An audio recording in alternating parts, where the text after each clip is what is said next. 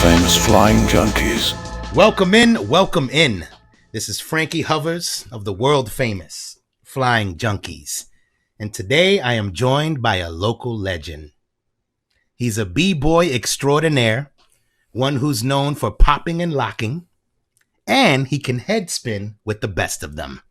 He's a master rhyme scheme creator and has released several hip-hop induced projects. He's currently working on an album with producer Swamburger in the mix. We got Kino Sabi on production.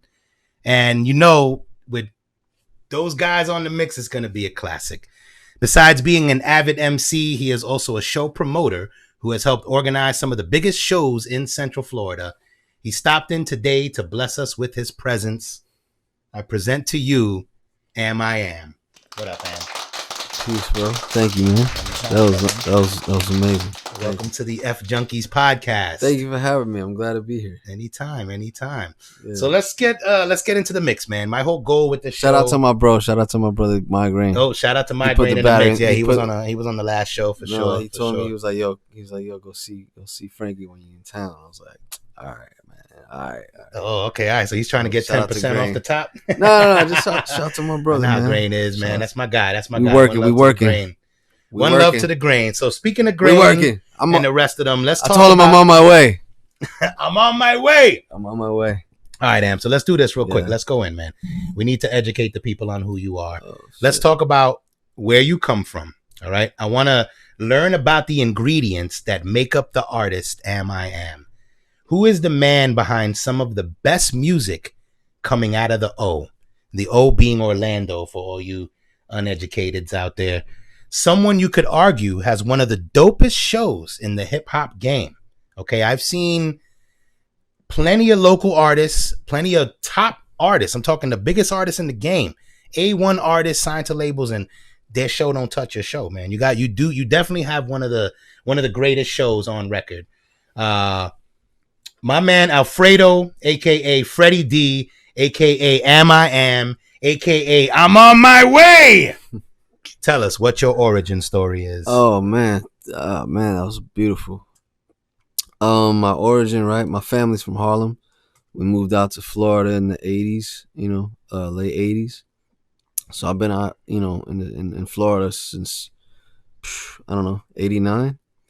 But I grew up on the east side of Orlando. So a lot of the people that are transplants are around from the airport. You know what I'm saying? Either if you're south airport side, so you're talking Orlando International Airport. South of the airport is Kissimmee. North of it is Cimarron, which is where I'm from. So that's a lot of people from different countries, like mostly Puerto Rico. Sure, yeah, Dominicans, a big melting pot. I mean, it's typically the west side is more. It's like the one area in town, international. It's the one area in town where you have nothing but billboards in Spanish. You know what I'm saying? Right. Even now, not more than ever. It's more. It's a lot more Cuban now. Yeah, a lot of Mexican, a lot of Puerto Rican. So like I grew up for right where now it's like Puerto Rican, Mexican mostly. But you know what I mean? That's Curry Ford, Cimarron. Then all the way to the east side, Alfredo. So I've been all up and down that my whole life. So, I came up on the east side, and it was big on the heavy battle circuit, and from there, got into the promo, got into the radio, just found different ways to really maneuver through what we refer to as the industry. Okay, so stop right there. Pause right there for a minute because I want to touch on that because, you said you come from the battle scene. You mentioned being from the Cimarron area, which for those that are tuning in now that may not know Central Florida very well, we're talking about the outskirts of Orlando here, near the airport. Yeah, just east side of Orlando. Yep, that's a good way to put it. The east side of Orlando. So, I wanted to talk a little bit about your family. You mentioned you guys coming from. You mentioned you guys coming from Harlem. Yeah. Right, a little Harlem roots. So who's that, mom or pops in the mix? Both came from Harlem. Yeah, they're from the same neighborhood. What's their Frederick Douglass Projects. All right, big shout out to FDP. Freddie Douglass, Freddy D. What's their heritage? What's their background? Puerto Rican. So New Yorkers, yeah. New Yorkers in the house. Where my Bronx niggas at? So me and Grain came out here, and that's why we you know, we not too southern, but we're not, you know, we ain't got the New York. It's not the same. It's the same swag anyway, but it's like in the middle. So, yo, is that school bell? Yo, that's my alerts, man. They're letting me You know. late? That's my DMs popping. That's my OnlyFans page So going like, off. that's a deposit then. Just You sold a good? foot pick. Hey, I saw that shit say 800. I do a left foot and a right foot. And they It's got to like pay 800. 800 Oh, just came shit. in. We straight up. Sponsored by OnlyFans. Nah, Yeah, so like, so let's talk about that a little bit deeper because I got a little What's blurb here I want to read off. Peep it real up? quick. I wrote, you come from a multi-talented family where your brothers grain. can also sing, rhyme, and make beats. Cali. So let's talk about your brothers real quick while we're on this whole family thing. You know, we've established your origin. Right. We know where you were born. We know where you're living now. We know where your parents are from. Let's talk a little bit about Migraine and Cali Way. Grain being an amazing rapper, for those that don't know, one of the most prolific and artistic rappers. He brings hip hop to another level. You can also check him out on the Flying Junkies show we did about hip hop. It's called Bing Bong. Check that one out on the channel. Bing Bong. But you come from this multi-talented family. Yeah. Migraine, an amazing rapper. Caliway, also equally talented and producing beats that I've seen, within like the last decade. Yeah. I've seen him kind of learning, mastering the craft of the beats.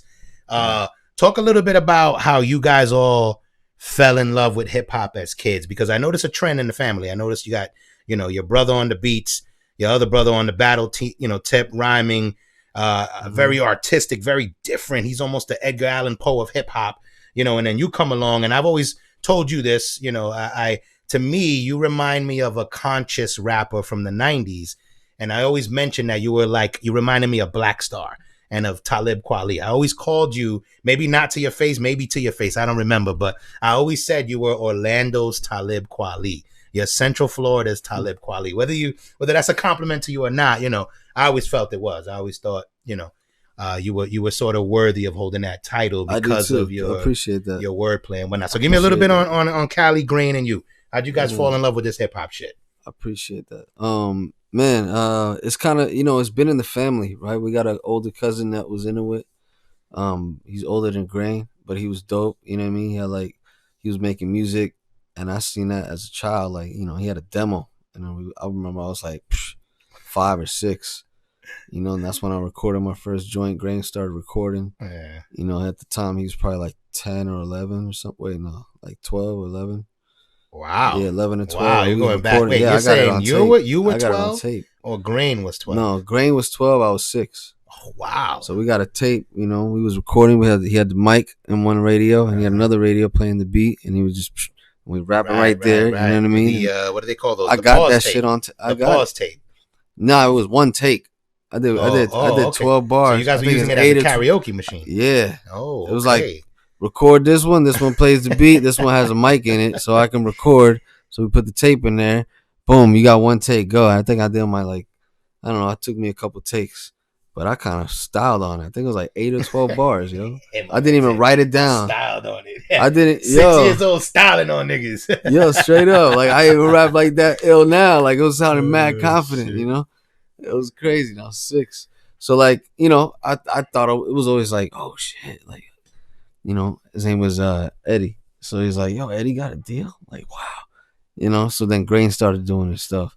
And then I heard Grain on the radio, and that inspired me and my homie Clarity to, start really trying to take rap serious. Then we met all the people in the scene, and then we was teenagers just sneaking in the clubs and trying to get into the battles. So now pause for a second, because you just went from 6-year-old. You went from 6-year-old Am to 16-year-old Am all of a sudden. You know what I mean? That's 10 years that went by right there. Well, I was boxing, so I was throughout throughout school I was boxing. Okay. And in the meantime I was breakdancing. So I would do events and stuff like that, just little things, you know what I mean, with the homies. So that's something to touch on there. Let's touch on that real quick, because again, Grain got me into b-boy. I mentioned earlier. Okay, all right. So Grain, Migraine, big shout out Migraine. Migraine got you into. He just b-boy. rapped, and I wanted to do something else, so I just started breakdancing. Because it's one of the elements that I always appreciated about your show. Anytime I saw you live, you always brought this sort of, 5 elements of hip hop to your set. You would bring all the elements with you on some level. Either you're rolling with a graffiti crew, or you're, you're b-boying, you're dancing, you're head spinning, whatever, And I remember vividly the time that you performed at the Club Firestone. I don't know if you recall this or not, but you had two guys backing you up on stage. They were going off, spinning on their backs and on their heads and dancing, and you guys had this whole like, I couldn't believe what I was seeing, man. There's like 800. I don't know what does the Firestone hold, like 1,000 people, 800 people or something. It's got like 1,000 people there, going crazy while you guys are up there dancing. And it was one of those moments because your music is very engaging, the lyrics are engaging, but the beats, you always tend to choose these sort of rhythmic tribal masterpieces to put your words over, you know what I mean? And they get you moving. They're b-boyish in a lot of ways. So did your brother Migraine or Cali Way ever b-boy real hard? And you said Grain put you on, right? So he was there was a moment in his life where he used to shake his ass. No, I seen Grain breakdance a couple times. It was like little things, at parties, and you know what I mean. And I used to do it at parties, like just to copy him. You know what I mean? Like he was my brother. He was cool. So like I wanted to try to be cool, and I was younger, and I did it a couple times, and I was like, then I had a homie that lived next to me that was really doing it. So I would just go over there and watch him, and he would teach me moves and shit. There you go. So he's my neighbor. So that's the sensei right there. Okay. Somewhat. I mean, like he was real dope. So like he wasn't even like really kicking it with me too much. We just grew up together, and I didn't know that he did it low key. So then by the time we was in middle school, he was like ill. Like he was super ill, and I was just learning. So, because I was learning on my own, just watching it on tape. That, bro. I used to love jumping into a dance battle. And my homie was nice. Break dance. He was ill, like that, bro. He was so ill. Did he ever let you into a circle? Were you ever at a show? Yeah. And he's like, come in, you do your little moment, you do your little. But yeah, I think about our shows was middle school dances, like. Yeah, but those were still legendary moments, man. Nah, that was. That's what made me want to get better. 13, whatever. That's why I practice all the time. So I eventually got to like the halftime shows in the school and stuff like that. So like, and when I got to high school, I stopped the dancing because I was boxing. Legendary. So then when I stopped dancing, I was boxing more, and I just couldn't box, dance, and rap. You know what I mean? So like, I was rapping and boxing. So who got you into the boxing? Was that like my something father. That your my father, my brother, we all box. Yeah. You know what I mean? Yeah, I knew your brother boxed. I knew you boxed. Camacho's part of the family. I used to watch clips and stuff of you guys. I've seen some things, I worked with your brother on a music video. Right. And he was showing me, he was doing his little uppercuts and whatever. You could tell when someone's trained. But 1 second, I didn't realize your pops was into boxing. No, yeah, my father's he's the boxer. You know what I mean? His brother's the one that was the musician. So rest in peace. His name's Calixto, who, my brother's Cali. That's why he's named Cali, after my uncle, the artist. So shout out to my brother Cali Way. To go back to that, he's been on the beats heavy. He's been on the music heavy. He's real big in the engineering. He's kind of like the master of it all now. You know what I mean? It took him a while to really hone his skill, but he's been doing it low key. So I don't want to say it took him a while, but like, he's been learning numerous things. He don't just rap. He sing, he engineer, he makes beats, but he's like really into the beats. Like what he got too, man? He's got this and he didn't like it at first because I was trying to get him into it on Fruity Loops. You know what I'm saying? I'm living at the house when we was all in the house in the same roof, and he's a kid. You know what I mean? He wasn't really. I was trying to show him, but he was like, he made a couple, but then he found his tool. He's been hitting it lately. He found the tool that speaks to him. You know what I mean? He's been hitting it lately. When you find that tool that speaks to you, that lets you get it out, you know what I mean? And he's able to represent what he feels, and he's on his own sound. He's creating his own thing, just like Migraine created his own thing. Just like I'm trying to create. I don't even. I'm just trying to be me, but we all got a different element. You know what I mean? But it's all from the same tree. You know what I'm saying? Which is kind of dope to me. You know what I mean? Like Grain is on some out of this world, like thought left field things. You know what I mean? Cali is on some, like a new age boom bap kind of thing. You know what I mean? And he's trying to not to be boxed in, which is dope. Which is what we all should do. So like, we got into the music because my uncle was a trumpet player. Okay, my pops sang real dope. My pops could actually sing. And pops could sing. Okay, see, but that's he was like, It was he wasn't like he wasn't singing like that. Like no, I know, but I'm saying like sing. back in those days, bro, everybody had a conga set, a trumpet. Yeah. You got a cantero, a singer. And they come out and they do the latest Ruben Blades song or whatever they just heard. That's respect though. I could see, that whole element because you said they're from Harlem. You're talking Spanish Harlem. You're talking probably the 80s, 70s, and 80s at this point. So that whole music's getting big. So let me ask you this: since we're on the topic of mom and pops and your brothers and whatnot, your mother and father, were they always supportive of you making music, especially hip hop music? Not always, but it was more so like, they just thought of, like, what are you doing? You know what I'm saying? Like, you doing it for real? You know what I'm saying? But it took a while. But once they started seeing what I'm really doing, they started coming. Now they want to go to every show. And they bring out people. You know, what I'm proud of their boy now. So, but they know, they started seeing already from the gate through Grain. So once Grain started doing his thing, on the radio, they started seeing it. It was like, okay, he could really, now they both out there. Now all three of them out there, and could really make something happen whenever we really put something together. But it took a minute. But of course, what I'm saying, just like everybody else, like, yo, what you trying to do? You rapping? What are you doing? Yeah, I bring it up only because like I had a lot of support from my family. My mother and father. Oh no, not me. No. Very supportive. Support? No, it was just like. But I know that other people don't get that same amount of support. No, I know that I was very lucky and very blessed to have that coming. Support, like they'll come to the show, they'll be like, they'll tell people about the show, they'll say, yo, my son is dope. You know what I mean? But that's about it. You know what I'm saying? Like, but I bless them for that as well. You know what I'm saying? But it's like, some people just don't rock with it at all. But I'm saying, like, I know you got a family that's kind of like into that stuff. So like, y'all kind of got a whole thing already going. There's a little like bit my of a legacy. The thing that was the thing that was heavy in my family was the boxing. You know what I'm saying? So like, talk about that a little bit. Like on the boxing thing, where does Pops get into the boxing? Is there any like championships? He's a Golden Glove, Golden Glove champion. All right, okay, so he's got a Golden Glove. I think it was 84 and 81, I believe.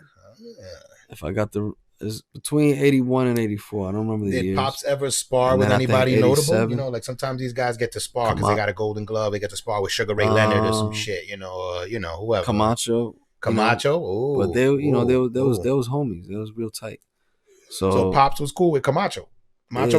Yes, family. Oh shit! Wow. That's Macho family. Camacho has a little bit of a lineage going into hip hop. I think through Big Earl, family, if I remember correctly. I don't know, but that might be something to look. That's family. I think you'd be surprised because that's a Latin boxer, and from New York, man. That's interesting. Pops was down with Macho Camacho, had a Golden Glove. We was all down. It was family. That's fucking nuts, bro. That's my cousins. That's nuts, man. So like, you know how it is. We're Puerto Rican. So like, we from the same neighborhood in Puerto Rican. We grew up together forever. You know what I mean? I went to your birthday parties. You went to mine. And we cousins. We're cousins. We all came from the that's same boat, nigga. You know what I mean? I got people that still don't believe me to this day, but it is what it is. And it's like, that's my homies. What's dope about them is, his son's box, right? Christian, he's an ill pro fighter. Of course, Camacho Jr., Hector.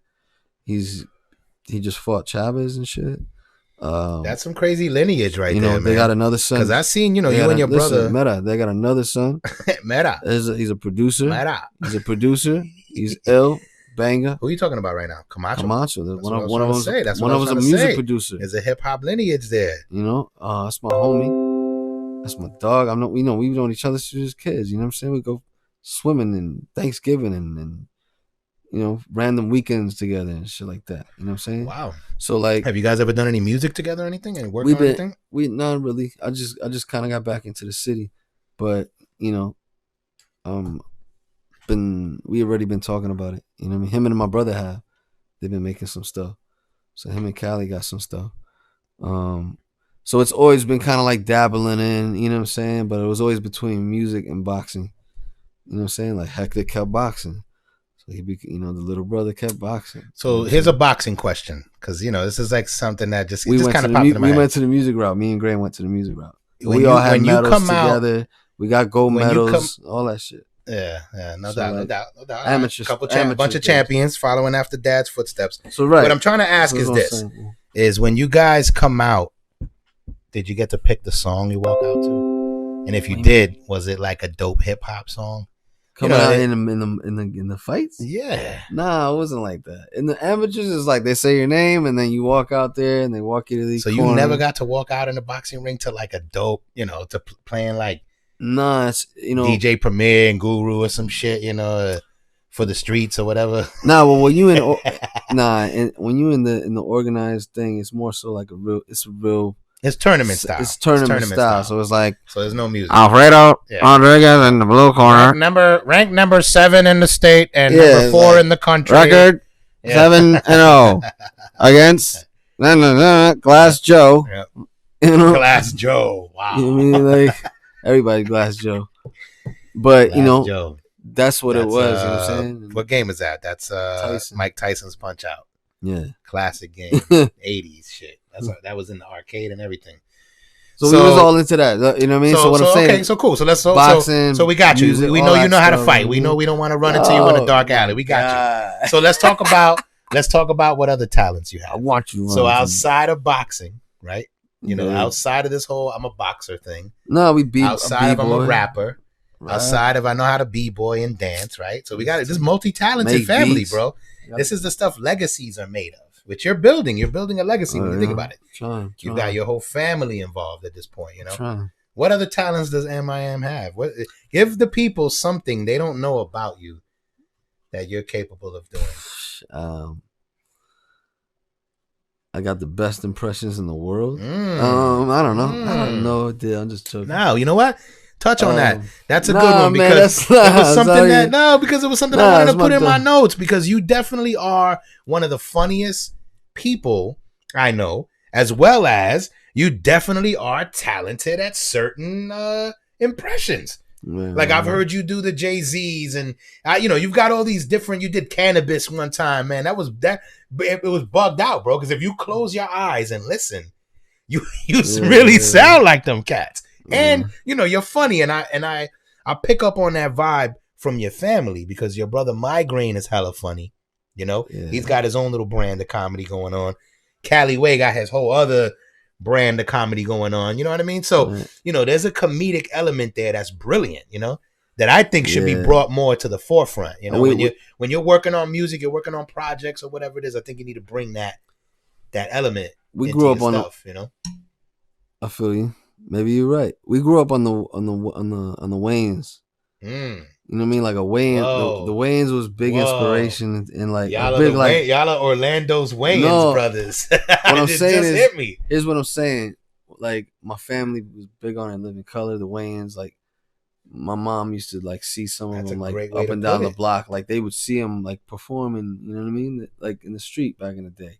So like they used to champion them a lot. You know what I mean? Like. They would always, so I would always hear like something Wayne's was playing in the house, like way to put it, whether it was Major Payne and Living Color, like it was always championing that, like because it was like, oh, these motherfuckers from the neighborhood, you know what I mean? Like I fuck with my people, you know what I mean? I mean, your family's New York. You said you guys are Harlem, you guys are NY at this point. We got to remember that the Wayans brothers are NY, right? And they're very hip hop. Think about everything they've ever done. I'm gonna get you, sucker, the movie, right? KRS-One's on the fucking soundtrack. Yeah. Okay, you got SW1, DJ SW1. What show am I talking about? In Living Color. Yes. That was Sean Wayans 1. He was the DJ on In Living Color. The Wayans brothers didn't even really know how to DJ. Classic, fam. People how it came full circle, right? The Wayans brothers has an episode with Camacho. So that is crazy, like how certain things, like we was. You know what I mean? Like it all came full circle, but they did it because they all knew each other because it's all Harlem. You know what I'm saying? It's all the city. We had to look out for each other. Up and down the city. Man. You know what I'm saying? like so when the Ricans, the blacks, we all had to look out for each other. So when it's all the way from the Bronx all the way downtown, like bro, everybody knows everybody who's, you know what I mean, making the name for themselves, comedy or rap, or whatever, word of mouth in New York is crazy. So they would see him just like, they see us and other comedians doing their thing out here. You know what I'm saying? But like I love that show because of the hip hop influence, so man. Fast. Do you remember at the end of every In Living Color episode there was a performance by your favorite rappers? That was legendary. Arsenio Hall was out at that time. So when we grew up, so when we grew up on that, right? Well, I say that because like that made us want to be like, I don't know. We would always crack jokes like that. You know what I'm saying? Because we was always watching something funny like that. You know what I mean? And when you grow up the way we grow up, you know what I mean? You want to have some laughter in your life. So it was more so like just thinking of some funny shit. You know what I mean? Go outside, I had a couple of homies that lived next door to me. Funny dudes, cracking jokes. You know how it is. You know what I mean? But coincidentally, this dude happens to be from Brooklyn. He happens to be from Brooklyn. This family happens to be from the Bronx. They from Chicago. They from North Carolina over here. This house over here, they all from Mexico. Over here, they don't even talk to nobody. But they're from Dominican Republic, but they don't even talk to nobody because it's mad low key church family. Over here is a lady that everybody thinks is Jamaican, or everybody thinks she's Chinese, but she's Jamaican. But she's 100 years old, bro. She mows her own lawn, bro. She's a beast.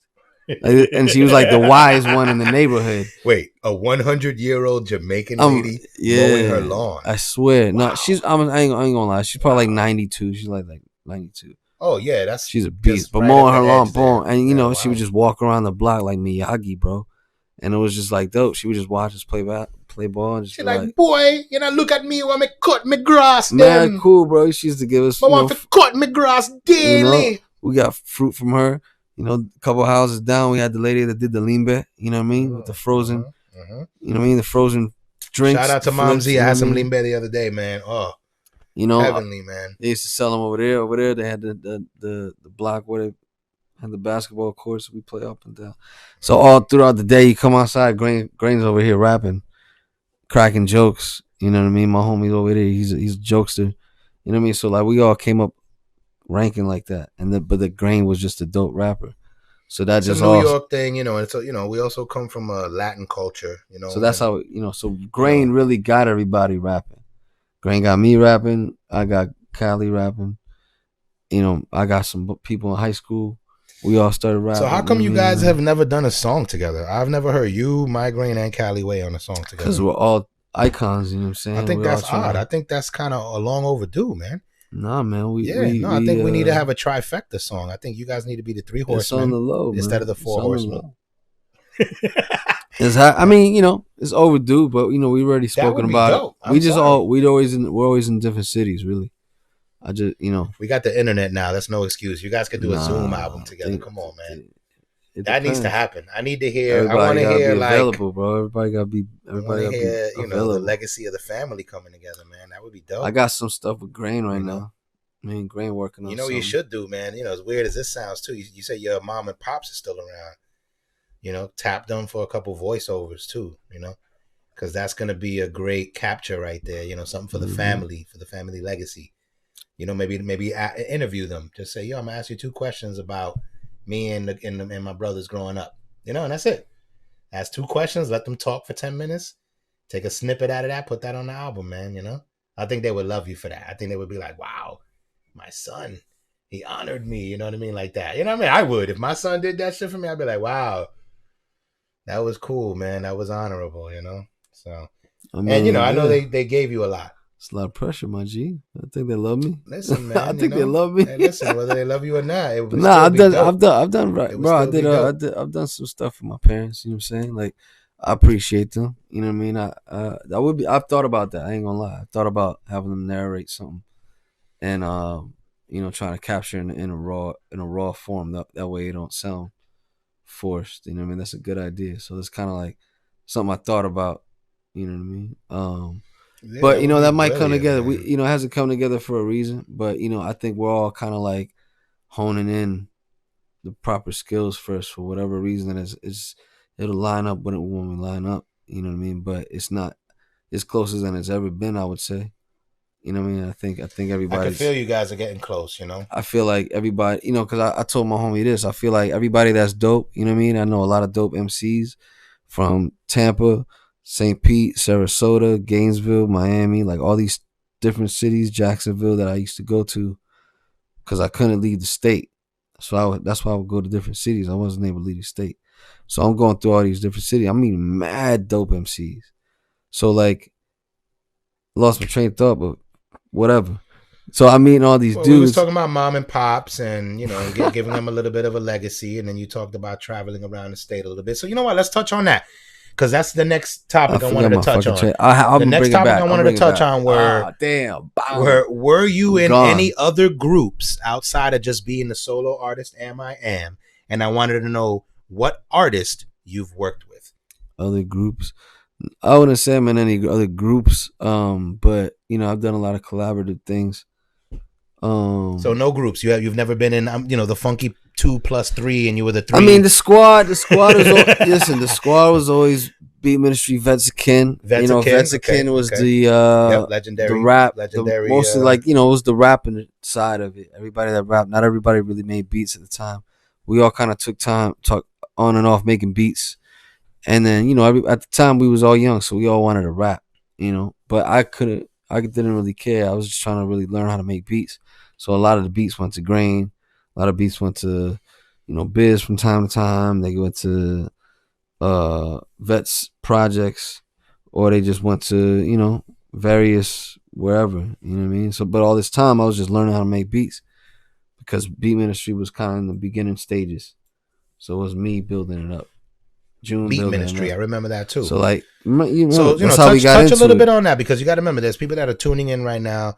They have no clue who this is. They're tuning in because they heard Orlando got the dopest rappers ever, and they stumbled on the Floodwatch video and they're like, "Oh my god, I got to see who this fucking guy's too fucking handsome." You know what I'm saying? No, so like, fill us in on that. Break down. The crew was always mad rappers and producers. So because you guys are legendary for your producers. That's somewhere I think you need to kind of tap on a little bit if you can. Shout out maybe your top 3 Vets of Kin, slash AMIAM, whatever, from 1999 to 2019, 20 whatever. We can go 2022, whatever. Listen, that's why it's called Vets of Kin, because we all family. We all really grew up together. Some of us are family, like Shinobi, Chemist, myself, Grain, Cali, you know what I mean? But it's Vets of Kin. It's all family. It's always gonna be in the family, I feel. And I'm gonna pass it. If my seeds want to get into music, that's gonna be something they can always get into. Same thing with Grain's kids, and that's what it's gonna be. So now, wait, are you saying Vets of Kin is a legacy thing? You're gonna continue that name on? I mean, so when your kids want to get into music, you're gonna say, "Hey, you guys are Vets of Kin." If they want to, worst case scenario, what I'm saying. But it's I'm gonna always. What I'm saying is, it's gonna be something that where it's like, I'm gonna keep it alive as long as I'm here. You know what I'm saying? So like, if my kid want to get on it, I'm not gonna. You know what I mean? She want to get down, you get down, and you could rep it. I'm said you could rep it. We created this thing. I feel like it's gonna happen organically anyways, because your family's already that's what I'm saying, talented. So it's almost obvious that your kids are going to be the next Jackson 5, right? I mean? So I rather grandfather it in, and when I'm a grandfather, you know what I'm saying. But like if you like we shape it because we know what we know now. I know it's likely that these kids are gonna be creative. You know what I'm saying? So like everybody, you know what I'm saying? Because we got nieces. Likely, bro. Listen, we got nieces and nephews. Very likely. We all got your son get down. Yep. You know what I'm saying? So realm, you think about it, realm could be forever. You know what I mean? So like Kaz holding it down.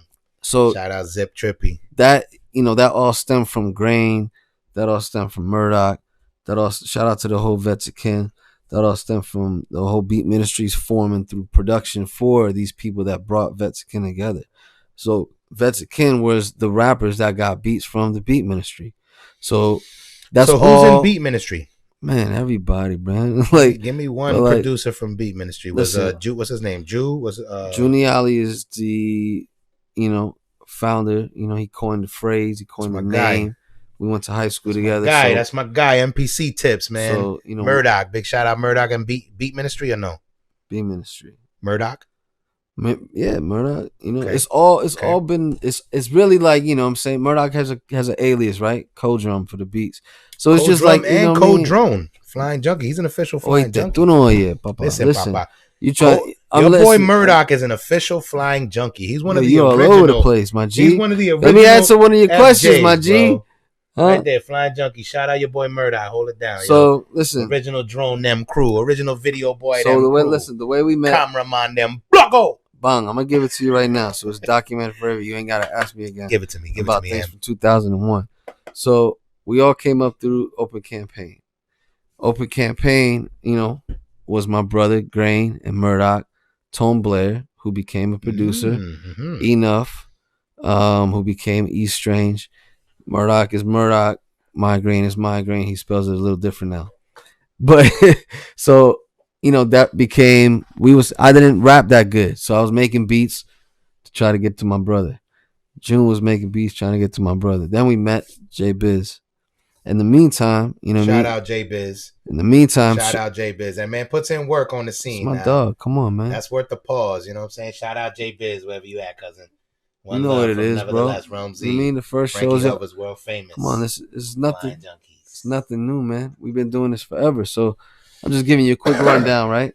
So Biz, that's how we brought Vets together because Grain was in town. He's like, yo, holla at everybody that y'all rock with. I brought through Shinobi. Shinobi brought UA. I brought Clarity. Grain brought Tone Blair. He brought so now Murdoch. The people you're naming right now. So that's how Vets formed, and then the beats came. Beats came from the ministry. You know what I mean? So that's what it was just, and it was the ministry. It was us. You know what I'm saying? Like it was Shinobi. I was in a few beat ministry meetings. Either Shinobi made the beat. You know what I mean? I'm telling you how it started. Either Shinobi made the beat, or I made the beat, or June made the beat, or Tone made the beat. You know what I mean? And then it became more organized. Now it's a whole conglomerate. There's a lot of producers in there. They got fellas in there. They got GatScan in there, Mr. West. Shout out to CTC Studios. It's a whole family. It's a whole thing. You know what I'm saying? It's everybody in the crew. You know what I mean? Who else you want to say? Shinobi, Stalin, Tech the Intern. Shout out Shinobi Stalin, the what is it? The Beer Money. What do they call Beer Money Unlimited, Scumbag. Right? United, Beer Money United, Beer Money Jazz. Unlimited, something like that. Shout out Shinobi Beer Money holding it down. is the crew.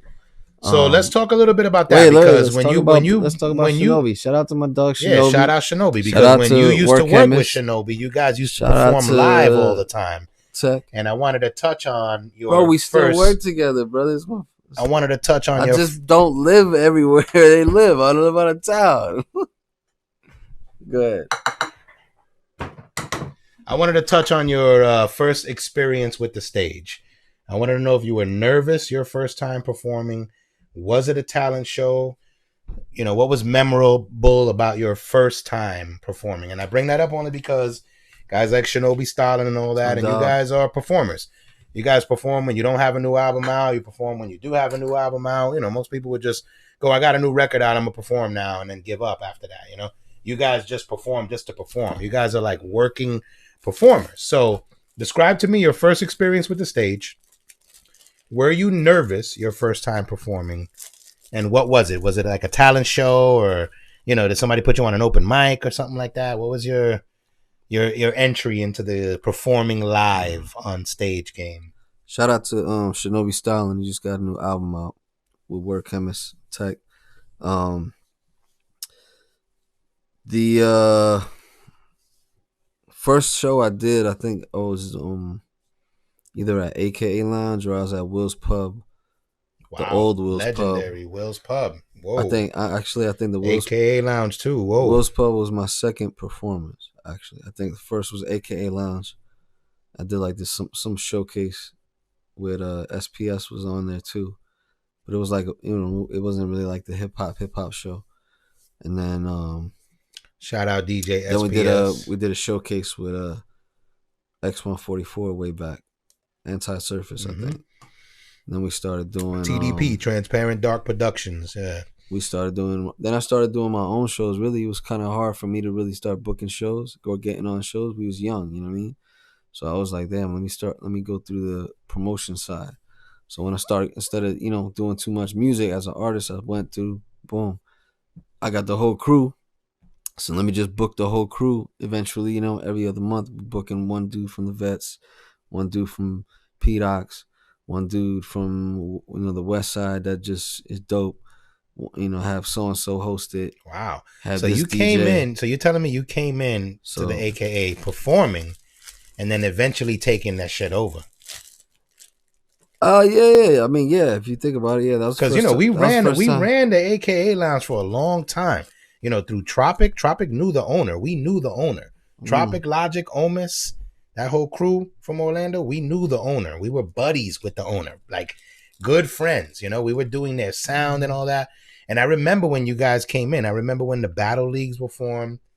And I remember when that became a big thing at the AKA lounge. I was there for that. I witnessed it. And I saw you guys take over. You started having your own battle night. Mad Ills having his own battle night. You got a lot of these artists. Our crew member was Rugged, of course. You guys had, Migraine and all these other people that could battle Mad Ills and their people. It was it was the craziest thing. So give me like, the craziest thing to ever happen to you on stage. Has anybody ever heckled you? Has anybody ever thrown something at you? Hit you in the head with a water bottle? Something crazy happened backstage. From the crowd? A groupie grabbed you in your crotch, and told you she's going to bang you after the, give me some juicy. I need, I need them stories, man, Craziest thing that happened to you at a show. Man.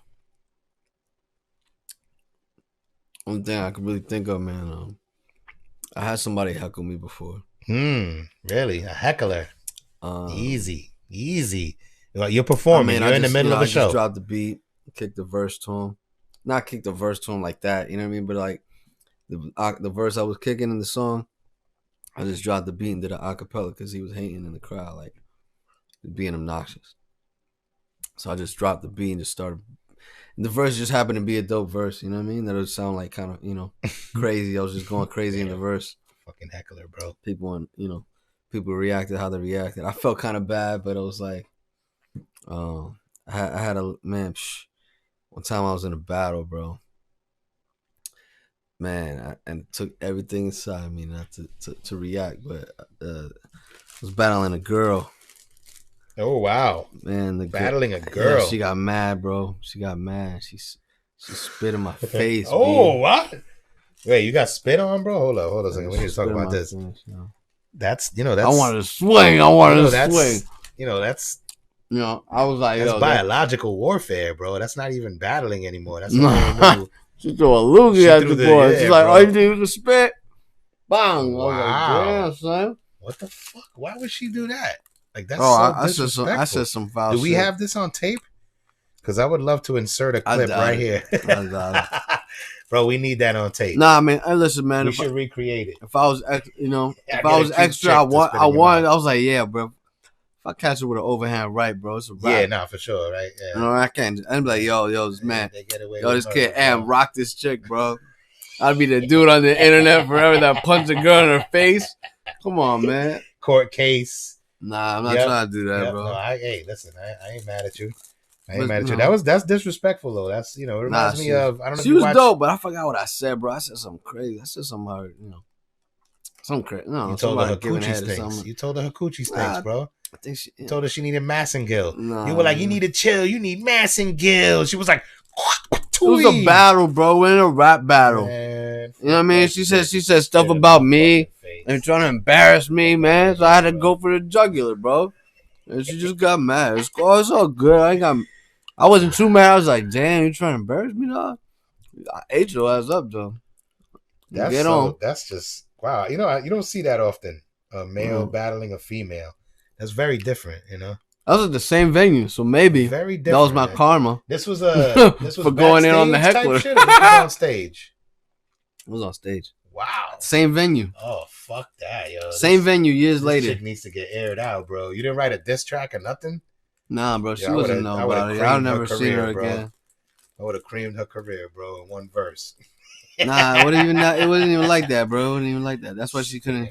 What's wrong with her? I don't even think she was an artist. I don't even think she was like. Don't you ever disrespect nobody by? You'll never work in this town again. You hear me? What's wrong with these people? No, I never seen her again. Oh man, I don't think she was a rapper like that. She was just trying to, be funny, and I had to body her.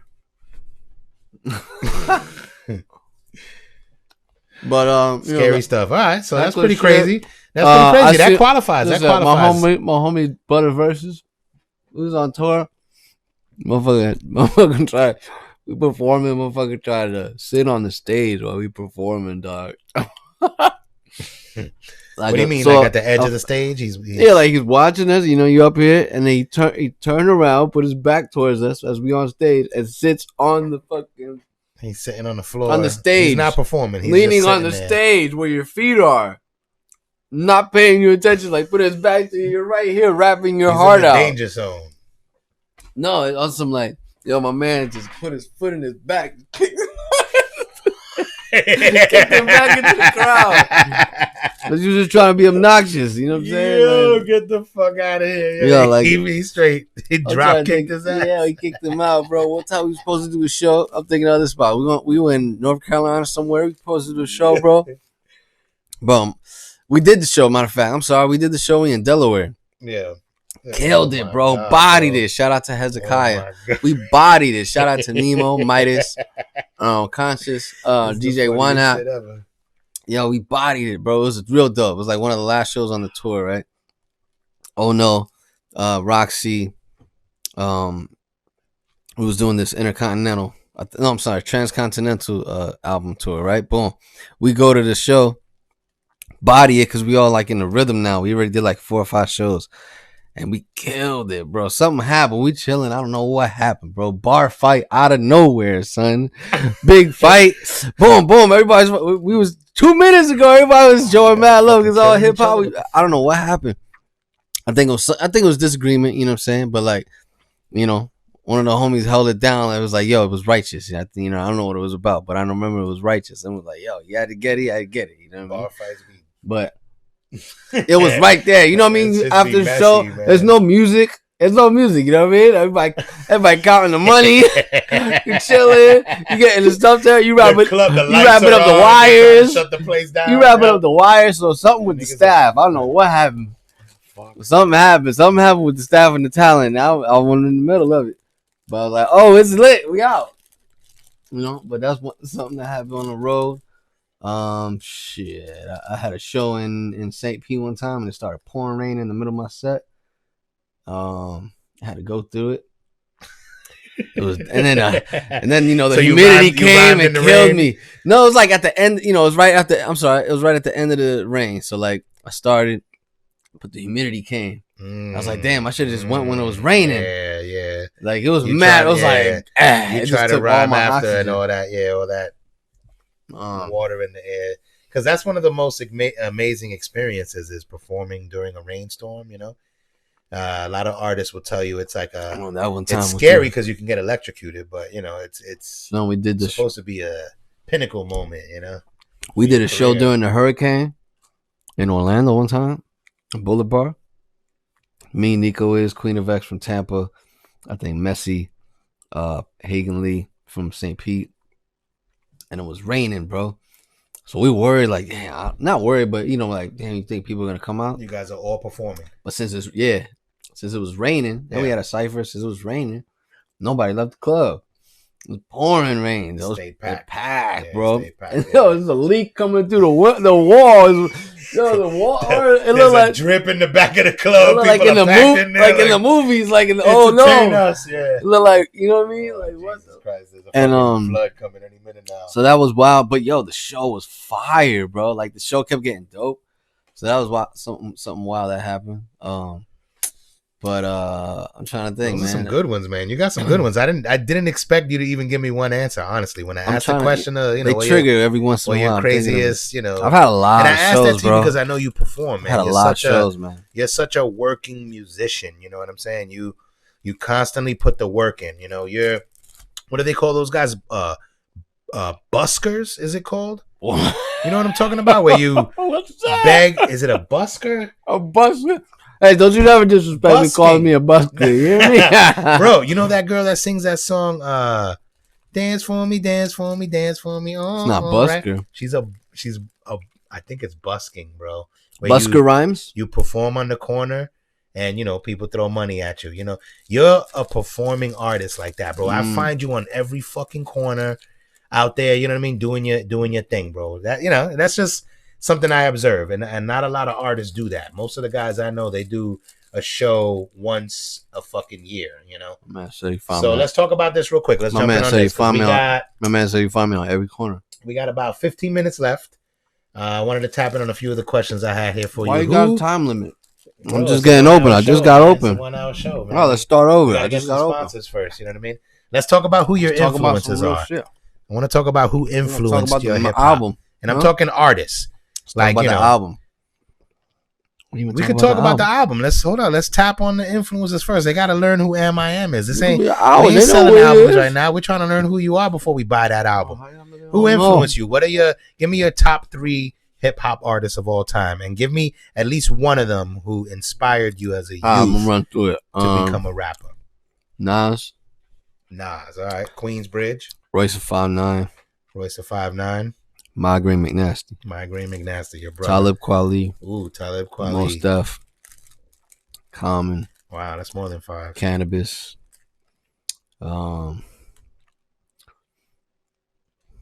Big Pun.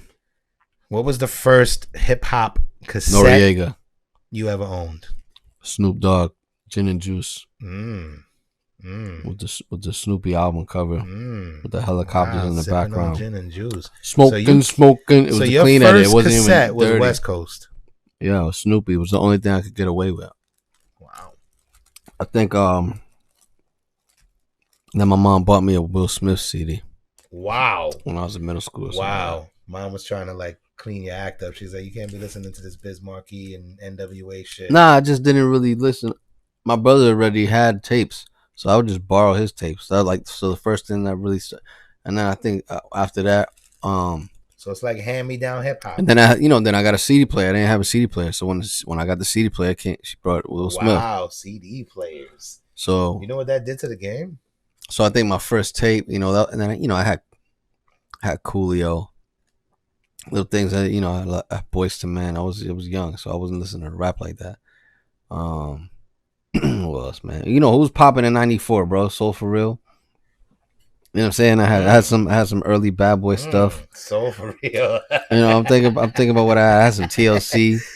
Soul For Real. I was a kid, bro. What do you mean? This is '93. Like, so I'm not up in there with NWA. You had a Bobby Brown. Grain, but I would hear Grain, right? Grain, we was in the same room. So Grain had a drawer with all his tapes. So if I want to listen to something, just let me borrow a tape. Right. But as far as my purchases, you know what I'm saying? I started buying like '97. So I got, I went through the whole Columbia House, 12 CDs for a penny. I did that a couple times, right through the mud. So the first things I had, Columbia House, man. That's like a subscription service. It's like a monthly. Yeah, but I didn't know what I was doing. You get 100 CDs a year or something. I didn't know what the heck I was doing. They mail them to you. Yeah. My dad went off on him. He was like, "Yo, this is a minor." And I was like, "Yo, I got this Biggie album. I got this Mace album. All they had was Bad Boy." I wonder how much money Columbia. So I think I had Life After Death. Artists, I had Genuine. I had Life After Death. I had Casey and JoJo. Everything that they had, I was like, "Yo, I just need 12." So I just went down the whole thing. Wow. But so the dope ones they had was Biggie. I had the Mace album, first one. Busta Rhymes, When the Disaster Strikes. Mm-hmm. Classic album. So if you think about it, these dope ass albums back then, and I got them for a penny. Yeah, 1 penny, you get like 10 a month or some shit. Yeah. That was such a great service, man. I got a lot of my music there too. I got statute of limitation. Oh yeah, and you could get away with it, and I think they were letting it happen because you would get all this music and then cancel your subscription, and they wouldn't even charge you for it. They're just like, keep the music. We don't care. What's promos? They were probably getting, they were probably getting. It's not like y'all was paying the artists. Yep, I was thinking the same shit too. Yep. So let's talk about this real quick. I guess I never bought a CD. I got a deep question for you. This one kind of dives deep. How do you feel about ghostwriters and ghost producers? I think that's cool. Ghost producers, ghost producers. I've had a few too many double cups, man. I think ghostwriting is cool, as far as the working side. You know what I mean? Somebody that's a dope writer like me, like you, we could write a record. You know what I mean? And it could be, it might work for your son. It might work for fucking Drake. It might work for one of Drake's artists. It might work for somebody. Then it might not work for you. Okay. Or, you know what I'm saying? You might not have the right voice for it. You're coming from kind of a pro ghostwriter stance. I mean, I'm coming from the stance of where I saw the beginnings of a lot of studios just like you have. You know what I mean? So I've seen people collaborate on things. You know what I'm saying? And I've seen certain people work on a record to make it better. Like, oh, change this, and I've seen it mad times. I've seen it through you. I've seen it through Grain. I've seen it through the whole family. I've seen it through other cities where like, so yeah, I think that's excuse me. Because I always, for me, the ghostwriter thing is always really. I think it's. I'm sorry. It touched a nerve with me. It's if it's. I'm sorry. I don't mean to cut you off, but to get to my point was for like the overall record, right? If we all writing, or if I write some fire, like yo, I got something I think you sound ill on. You know what I mean? Like if I, and then it'd be like, nah, I probably ain't gonna write your verse, but I have a hook. And I got a beat that I think you would sound ill on, like kill it, man. Maybe I'll do the hook. I don't know about somebody writing a whole damn thing, but that's the thing is, I'm torn, man. I'd write torn by this. But would I not write a verse for Puffy? Feel like that's what I'm saying. Come on, I'll write a whole record for Puffy. I write a whole album. Would you take the job? And then the other question is, would you let someone improve your project? Let's say I said to you, yo, all right, Am, you working on, you got 10 songs, you got 3 left. Let me bring in a few writers, I mean, as far as like my verses, I'm gonna write my verses. But even not even having an influence, like someone comes in and says, "Hey, I wrote 10 of the hit songs last year for every rapper you didn't realize had a ghostwriter. I'm gonna come in here and like 50 give Cent? you some." Yeah, who knows? You'd be surprised. If bro. I'm the game, I bet you guys Cent like Kendrick Lamar and Drake and all these guys got someone penning things here and there and handing it over. You know what I mean? Like they're machines at this point. You know what I'm saying? So I don't know. I just take pride in what I write. Have you ever ghostwritten anything? Ghostwritten? No. I've written like, hooks and have people do the hook for you. Do the record. That's kind of the same thing. Or like give them the record, but I'll write the hook and you know what I mean? Like I've done that. Like, yo, I write a hook for a singer and yo, I think you sound dope in this record, but this is kind of the same shit. Or this is one of your hooks. To me, that's ghostwriting. You know what I'm saying? If you do that, that's more songwriting. I've written so many songs for groups like Urbanesque and a few different groups that I've written, and I've just handed it over, and I'm like, here, do your thing, go for it, And to me, it's ghostwriting on a level, even if you get the credit for it. I mean, I know some ghostwriters. You know what I'm saying? Like Sky Zoo's a ghostwriter. And hearing his perspective made me change my perspective. You know what I'm saying? So if for whatever reason, you know what I'm saying, they need somebody to write it, they think that you could tap into that, and it's kind of like, you're at the highest level of whatever they're looking for. You know what I'm saying? Like even Pharoah Monch is written for Puffy, T.I., Royce, Rick Ross. I think, a bunch of people we might already name have written for, Nas was written for Puffy. Nas wrote some stuff with Will Smith. Yeah, Puffy's one of the most notorious in the ghostwriting game, So like Will Smith he might pays not the highest price. Right? Like Puffy probably pays the highest price. Oh yeah, probably. He's probably like, I got whatever. Come here. You the dopest nigga in the game? Come here. Let's talk. You probably want to rock. But like, you think about it, bro, he was one of the biggest artists, right? So like how many albums is that? How many records that he could execute? You know what I'm saying? So anyway, so let's do this. Let's move on to the next one. So yeah, I was big inspired by Puffy, Wu-Tang, and Nas. You know what I mean? So the all East Coast plus my brother's stuff in the local scene. And I heard you, Britney Spears had a little influence, and there was a little in sync. You were we used to record at KDS. We used to record at I used to record at Transcontinental. Wow, you laughing. I was totally joking, and the truth came out. And you were like, I used to record at Transcontinental. We used to kick Britney out the studio and be like, yo, we in here now. I'm over here now. Nah, there was plaques on the wall. Eminem plaques, Britney plaques, NSYNC. Who else was it? Backstreet and them. They were all on the wall. They had some Akon Shout plaques. Out Joey Fatone. Akon, Oviedo High School. Alicia Keys plaques. One time they pull up my, because my session was on the AMIAM, right? I'm pulling up the session, bro. Alicia Keys, bang, right there. Akon, bang. I'm like, and then my name's like, bang. I'm like, yeah, you should have had a picture. I was like, yo, I'm about to do the remix. Legendary right there. Come on, son. Nas record there, bro. Come on, son. Nas. Come on, bro. I think he made you look there, bro. I'm not sure. We just made you look. There's a lot of like big studios here on the low. They got some there. But yeah, the family did there. Me and Shinobi recorded there. Clarity recorded there. A couple of us used to record there. So So yeah, we got a lot of Orlando roots, man. You know, we don't like to really brag, but we always been doing it since like, you know, the late '90s, kind of low key, and you know, been in and out of the scene and stuff. But when we came together, that's what formed the Vets. Now everybody's doing their thing. You know, my homie just dropped the album yesterday, Elsha, um, from Free Minds. It's called "Hope It Still Means Something to You." It's fire. It's a dope title. I'm on the first That's a record dope on the title. album. It's the second of the series, so it's real dope. It's like real boom bap, but he's an international rapper. That whole sound's coming back Um, right now for sure. yeah, it's real dope. Yeah. It's hard because he's always had it. You know what I mean? Now that the climate's a little bit different, so he dropped that. We got some joints together. Nico is dropping an album with the Nico crew. is. Shinobi Style and the Dude's Word nasty. Chemist just dropped the album. I'm trying to think of who else. Migraine just dropped the album. J Biz is always Enigmus working. J Maximus. Biz got an album coming with Abbott. Cali got some more music coming. I got 2 albums. Stay tuned. Produced by Kino Sabi from Tampa. I got an album with Swanberger. He producing the whole thing. That's already done. We in the phases. Got a record called The Best coming. That's the single. Another called Sugar Honey Iced Tea.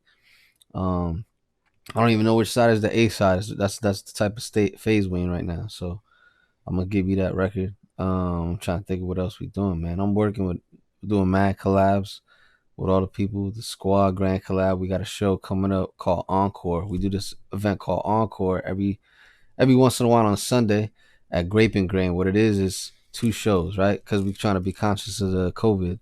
So it might be 50 people, 80 people, whatever, but it's outdoors. It's covered so you don't get rained on. And we have a live band or something like that. This time we got Crescendo, Naladeus, Soy is Real on the beats. I'm trying to remember Shout who out else. Soy for sure. So they're performing, I'm hosting. But what we do is from 4 to 7 we do a show. Boom. And then 7 to 7:30, there's a little break. Then we start the show again from like 7:30 to 10. Or some sorry, 8 to midnight. So that same lineup that went up earlier is performing again. Now they could either do the same set. It's called Really? Okay. encore. So they either do the same Ah, set that's or an they do a interesting totally different approach. set. Yeah, that's an So interesting sometimes approach. you come and rock. You can come hang out all day. They got a dope bar. There's games be on. There's fans outside. It's a nice breeze. They got food there. It's free. So it's Sunday fun day kind of thing. But we got a live This is at band. the Grape and Grain. Grape and Grain. I've heard of that Soy. spot, man. We were gonna rent the place out for an event, and we went with something else. So yeah, But I saw you guys ripping out there. yeah. Grand collab. I believe Cub and Bonita Vibes are gonna be on the music.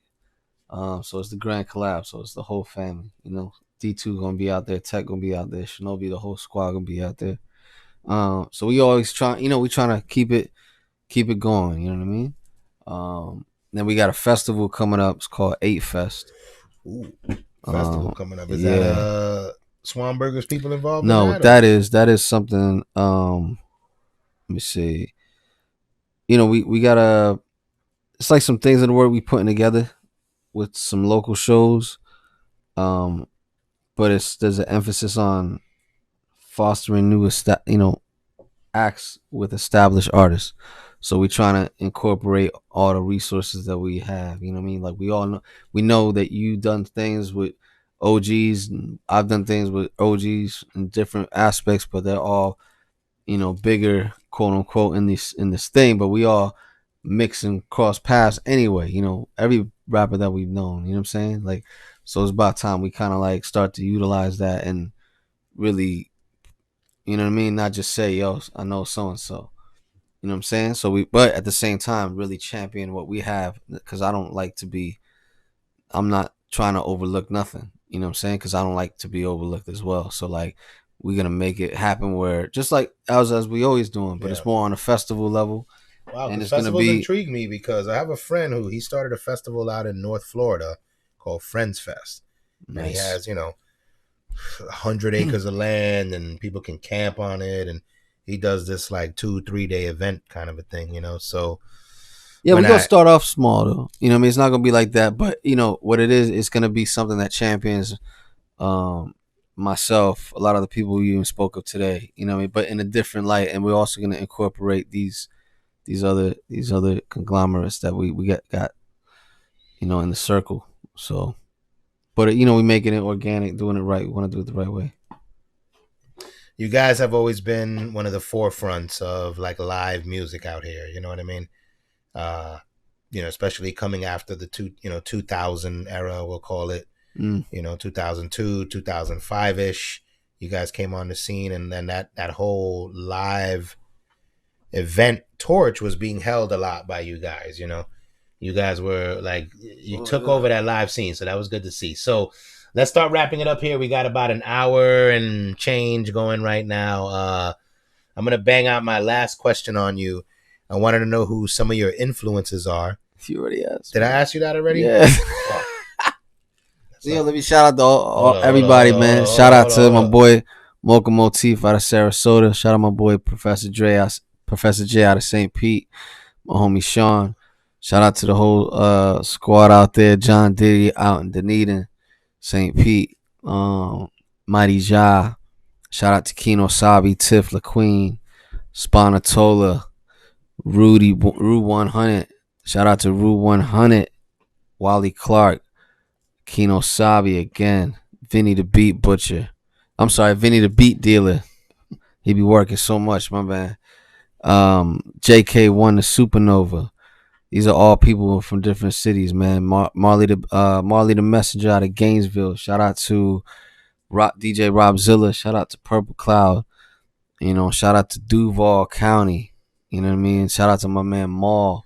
Shout out to Midas the Beast for always staying in touch with people. Shout out to Tough Junkie. Shout out to everybody out in Deltona. Shout out to J.O. Shout out to Jay from Daytona. Shout out to everybody in the O. Shout out to everybody at Studio 18. I like how everybody got studios now. We building infrastructure. That's what we need.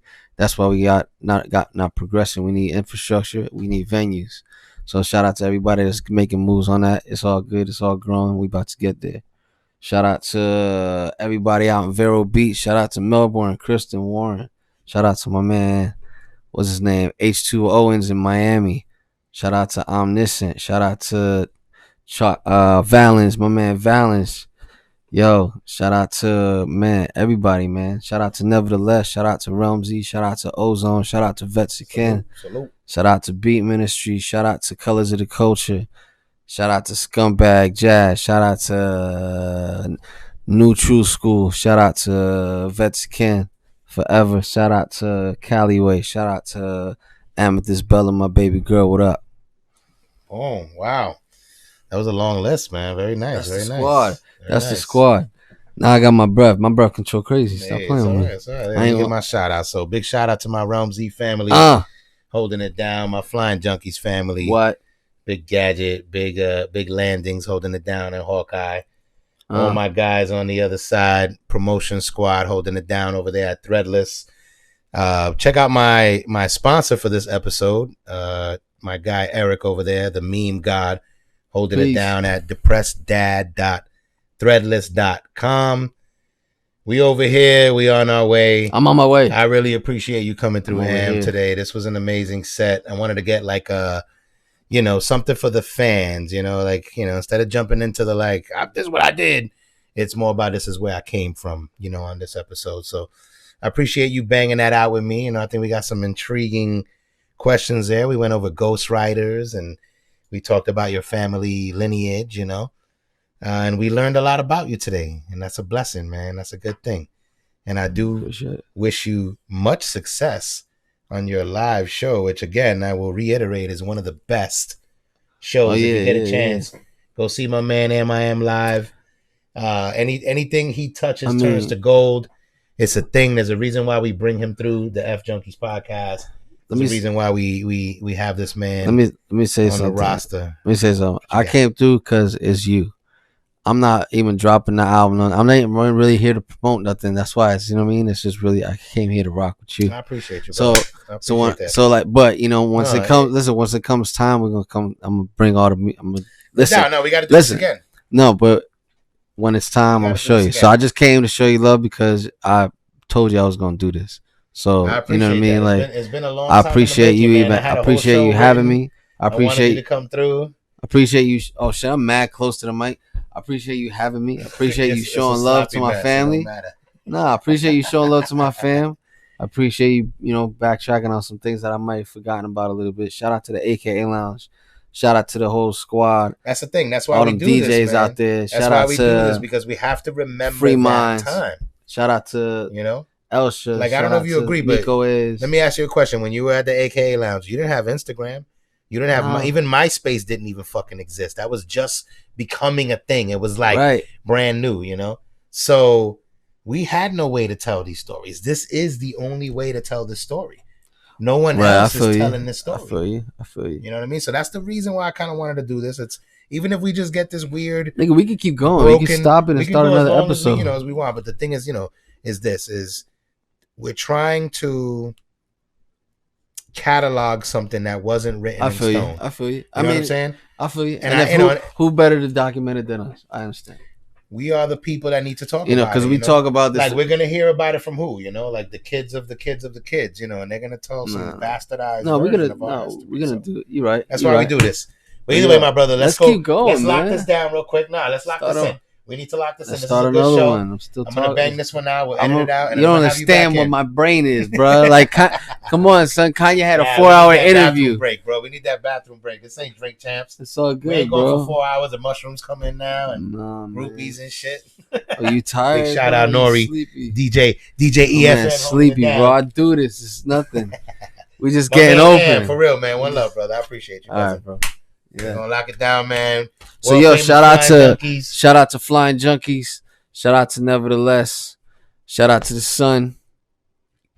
Holding it down, kids. Shout out to all right, ladies and gentlemen. Don't forget to tune in. We are available 24 hours a day. Shout out to H2O. Facebook.com/FJunkies podcast. Check it out. Tune in, lock in. If you're too lazy, just type Flying Junkies into Shout Facebook. out to Water. You'll find us locked in there. Shout out to Water. Shout out to Bathrooms. We're about to get out of here, cousin. Peace and blessings. Shout out to Realm Z. We out. Shout out to I'm not done. Shout out to shout out to DJ Slick. Shout out to P-Doc. Shout out to holding it down. Hold on. Shout out to wait, hold on. Shout out to wait, hold on. I can think of them all. Hold on. Shout out to You're listening to the world famous Flying Junkies. It's not a podcast, it's a fucking revolution.